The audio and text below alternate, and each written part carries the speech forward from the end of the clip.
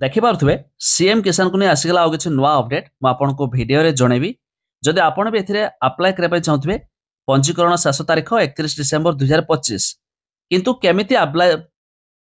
केमिति अप्लाई करिवे आपण भी टंका पाई परिवे एहाकु नै सरकार पक्षरु आउ किछि नुआ घोषणा जारी हला आमे वीडियो रे जानिबा या पूर्व यह भी जानी रखु एबे रिसेंटली केंद्र सरकार तरफरु बा पीएम किसान योजना अधीन 21तम किस्तिर 2000 टंका मिल सारी किंतु एबे खूब शीघ्र आसवाक जाउछि सीएम किसान रो बा राज्य सरकार तरफरु शुभारंभ कराइथिबा सीएम किसान रो 2000 टंका। तो जदि आपण भी पाया पय चाहुतबे ए टंका को वीडियो को शेष पर्यंत देखंतु आपण मानकर मध्ये बहु काम रे आसीजिवो। जानिबा पूर्वरु वीडियो गुटे लाइक करंतु सब्सक्राइब करना थिले एबे सब्सक्राइब करी पाखर थिबा घंटी चिन्ह को दबाइ दियंतु। एबे देखंतु जो अपडेट रहिछि सीएम किसान योजनार बाध्यतामूलक आवश्यकता गुड़िक पूरण कर हिताधिकारी निमते गुरुत्वपूर्ण सूचना। प्रथम देखंतु कौन पंजीकरण पर बाध्यतामूलक आवश्यकता बैंक खाता सह आधार संयोगीकरण कृषक ओडिशा पोर्टाल रे पंजीकरण ए दुईटी आपणकर जदि ठीक थिबो तेबे आपण अप्लाई कले आपणकर अप्रूव हेबो जहा जरे आपण माने मध्य सीएम किसान टंका पाई परिबे। या छड़ा देखंतु पंजीकरण शेष तारीख 31 डिसेंबर 2025 जो माने एबे भी समय अछि आपण पाखरे आहुरी 1.5 मास पाखापाखि समय जो माने अप्लाई करिया पय चाहुतबे निहाती भाबरे अप्लाई कर दियंतु जेकोनोसी जनसेवा केंद्र हो किबा मो सेवा केंद्र को जाई तेबे मध्य आपण माने टंका पाई परिबे। एहा देखंतु उपरोक्त आवश्यकता गुड़िक पूरण करिबा परे हिताधिकारी माने आधार लिंक थिबा मोबाइल नंबर जरिया रे ई-केवाईसी सहित निकटस्थ जनसेवा केंद्र किबा व्यक्तिगत स्तर रे सीएम किसान पोर्टाल जहाँकि जो रही cmkisan.odisha.gov.in रे पंजीकरण कराई नियंतु। अर्थात आपण ए पोर्टाल विजिट करिया परे आपण को ई-केवाईसी करिवा रही बाध्यतामूलक जो माने न करिवे सेमानकु मध्य टंका आसीबो नाही। तबे वेबसाइट र लिंक आमे डिस्क्रिप्शन दे दिचु आपण माने जाई मध्य चेक कर दे पारिबे। एहा छडा देखंतु एही समय सीमा मध्य रे पंजीकरण करि नथिबा हिताधिकारी माने योजनारू बाद पड़ी पारंती।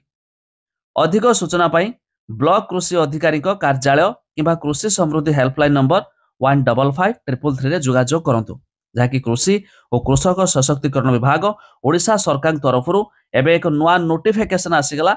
आपण जानिले शेयर करे सांगसाथी मानकु जणाई दियंतु ताकि काहाकु ना काहाकु हेल्पफुल हो सेमाने मध्य टंका पांतु। आउ ता छडा आपण चाहिले यार पोर्टाल विजिट करि परिबे। आउ थरे कहि रखुची लिंक देछि डिस्क्रिप्शन ले जेमिति कि आपण जानिथिबे एबे रिसेंटली पीएम किसान योजना अधीन रे सरकार 21तम किस्तिर 2000 टंका दे देछंती बहुत हिताधिकारी खाता रे पहुंची आउ किछि ई-केवाईसी न करथिवा हेतु समान खाता रे मध्ये जमा होई पारि नाही।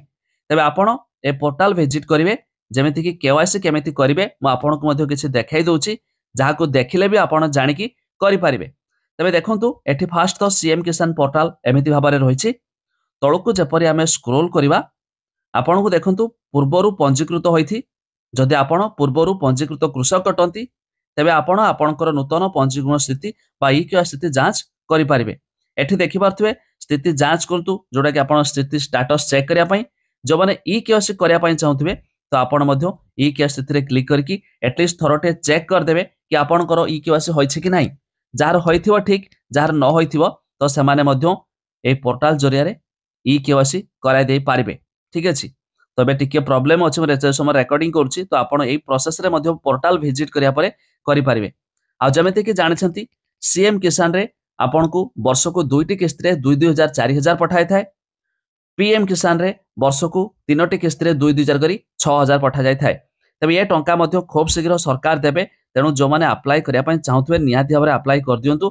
ता छ रहिला लिस्ट कथा आपण पोर्टाल विजिट करिया परे हिताधिकारी तालिका रे क्लिक करिवे। एबे देखंतु सीएम किसान पीएम किसान तो आमे सीएम किसान रे देखिबा सीएम किसान रे क्लिक करिबा तापर एठी मध्य आपणको सामने रे मोर टिके नेट प्रॉब्लम हेछि तो आपण मध्य निजर डिस्ट्रिक्ट ब्लॉक ग्राम देकी मध्य आपण माने लिस्ट चेक करि पारिबे। तबे वेबसाइट रे लिंक दे दिछि डिस्क्रिप्शन ले चेक कर दियंतु।